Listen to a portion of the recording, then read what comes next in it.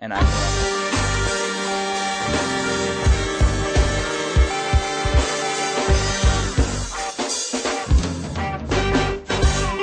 Activism begins with ACT. The Russ Belville Show features the stories of hardworking grassroots activists working for an end to prohibition in today's activist agenda. We have this pre-recorded interview with Cheyanne Weldon. All right, welcome back, everybody. We are joined today by telephone by Cheyanne Weldon. She is the executive director of Texas NORML. Cheyanne, welcome to the show. Thank you, Russ. Thanks for having me on. Now, we're pre-recording this interview, and it just happens to be a few hours after the historic hearings in the Senate Judiciary Committee on marijuana legalization in Colorado and Washington. First, I'd like to get your take on the hearings, and second, what do you think this means for the state of Texas? Well, I'll be honest, I didn't get to watch all of it. I listened to most of it while I was at work today, and I need to go and re-listen. So I got to hear some of Kevin Sabet. I got to hear the police chief from Seattle and someone from Colorado, Leahy. I think it's everything that we expected. I think it's unfortunate that a lot of people are focusing on the negative aspects. What was said by, what's that old 79-year-old Grassley. Oh, yeah, Chuck Grassley, the senator from Iowa. This guy and Sabet. I mean, we expected that from Sabet. We knew that was coming, and there was so much other positive stance, and just the fact that it was even happening, the fact that they're finally taking this seriously and addressing it is just huge for all of us, I think. And this is reverberating in Texas as well? Well, I think everything that's been happening lately is reverberating in Texas.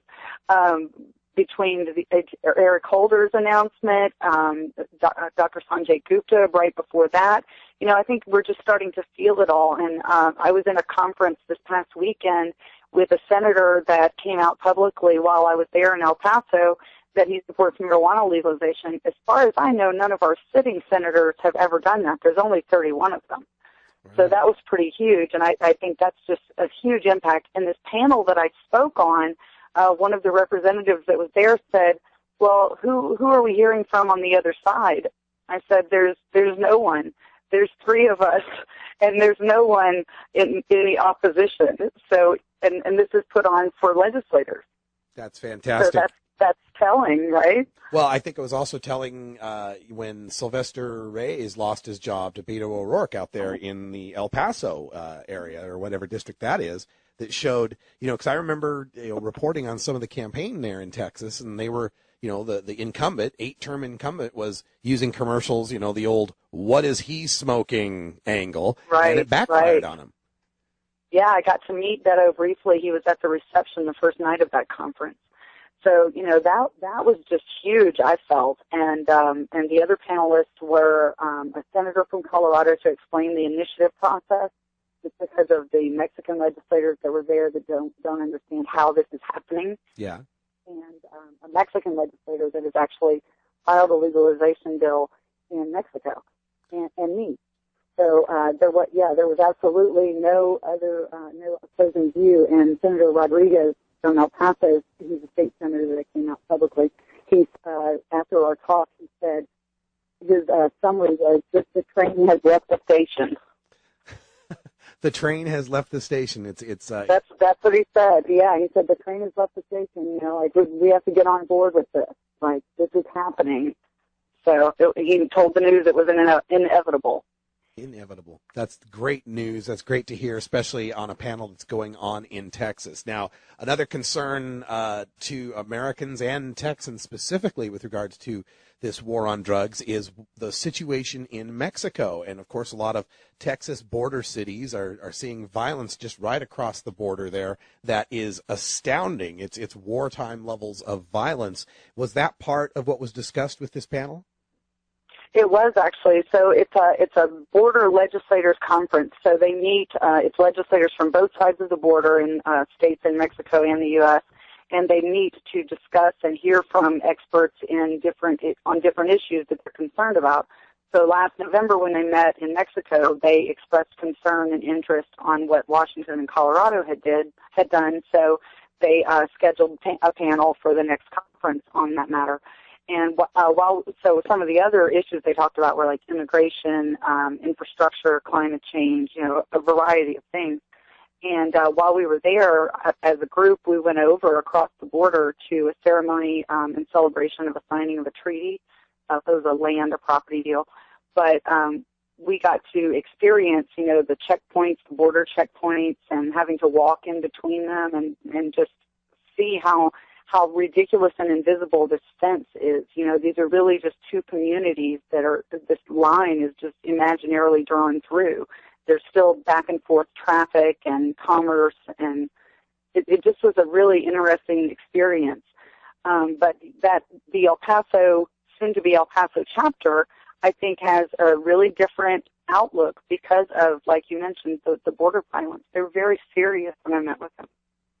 Another angle that was explored in these Senate Judiciary hearings is something that I think is of concern to many people on both sides of the marijuana reform issue, and that is the children and the possibility that marijuana as a commercialized product could then be marketed or sold to children, tried to entice children. I know Kevin Sabet brought that up many times, and even, I believe, Senator Grassley brought it up as well.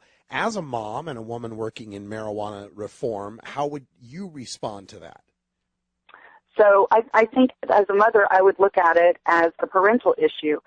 Where you put your highly addictive, possibly fatal medication is as important as where you put your marijuana edible. It's a parental issue. We can package it however we want, but whatever the parent does is what's important. It doesn't matter that it's candy, as if adults don't eat candy or eat brownies or eat cookies. It doesn't make it marketed to a child because it's candy. The safety of your children should depend on the parent, and if there's poor parenting, then that has to be addressed regardless of drugs, and that's how we should deal with parenting issues in children. Excellent. And, one thing that we talk about on the inside here in marijuana law reform movement is the dearth sometimes of women getting involved. But I got to say, over the past 3-4 years with you rising to Texas NORML and a bunch of other great activists in Georgia and all over the country rising, and the NORML Women's Alliance coming to fore, I think a lot of this is getting addressed. Can you address the rise of women in this movement and just in the time that you've been involved?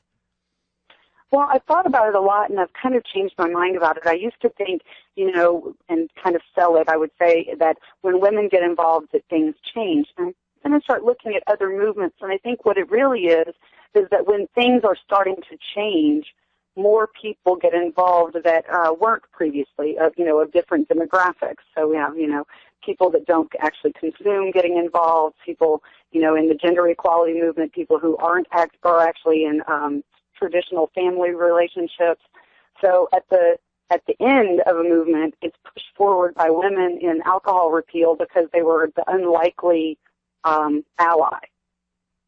That's who comes out at the end. That's who comes out whenever we're at the tipping point, the people that you wouldn't expect to support it, and that's what pushes us over the edge. And it's often women because they're caregivers, right? We're looking for the children. We're looking for safety and concern for the community. That's our role in society. So it changes the conversation. So in the marijuana movement, then, the rise of women in the movement also parallels the involvement of groups like the NAACP or the labor unions who previously weren't involved in either. Exactly. So that's what we're seeing. The women is just a more huge, broader demographic, I think, that you're seeing rise, where the others are maybe a little smaller factions that are just getting involved also. All right. It's pretty exciting with the memo coming out saying the states should move forward, or they're going to allow the states that wish to move forward with marijuana regulation to move forward. This, of course, has to open up the possibilities of getting something done in Texas. But, of course, you don't have the initiative petitions like we do out west and some of the other states in America. So do you see these changes having a positive effect on your legislature, that they might want to address some marijuana policy in a positive way? Absolutely. I think all of it has a snowball effect. it all has a snowball effect. And I think one of the biggest changes that we're going to see here, or biggest impact that we'll see because of another change, is when Arkansas gets medical, which will happen, we know, very soon because they have ballot initiative. They almost got it last year. So I think that's going to give Texas a real comparison, something that they can't, our senators, our representatives can't say, oh, well, that's California, that's Colorado, it's totally different here. Well, when Arkansas has medical, that's going to kind of pave the way, I think, for us. But just the other states getting legalization between now and our next legislative session and the following one, which will be 2017, I would expect from estimates I've seen we'll have 10 states by the time we have our second legislative session in 2017 because they only meet every other year. By then, I think we will have made some changes already in 2015 and we'll be ready for full legalization or at least medical with dispensaries. That is very, very good news to me. I sure hope it pans out that way. Cheyanne Weldon is the head of Texas NORML. And Cheyanne, I'm wondering, what does Texas NORML have planned for the upcoming, fall and winter seasons and maybe looking ahead to the summer? Well, we're looking ahead to that legislative session, and we have a campaign that we've just been starting over the past month where we're partnering with Marijuana Policy Project and other NORML chapters and other organizations to raise funds and match up to $100,000 from a California donor and hire a lobby firm here in Texas to represent us and help push legislation forward, identify which representatives are for us and where we need to work, and just help us get this done. So we are raising funds on our own to help support that campaign, and it's going to happen. They're being hired next month. Excellent. If people out there listening want to help you out, you got some contact information for yourself and Texas NORML? You can find me at Texas NORML.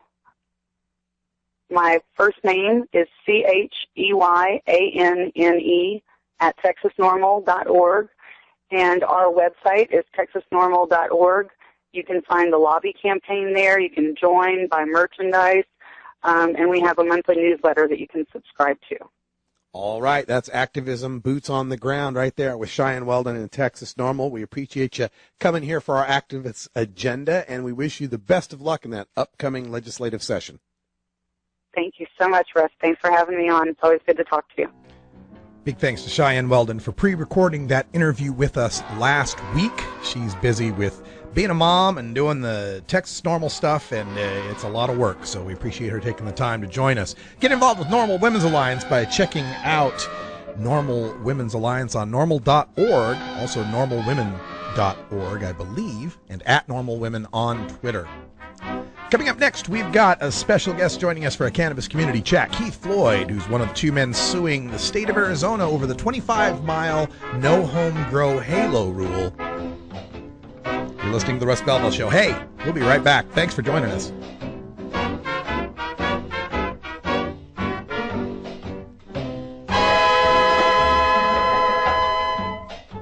The Russ Belville Show is blogging and podcasting daily at radicalruss.com.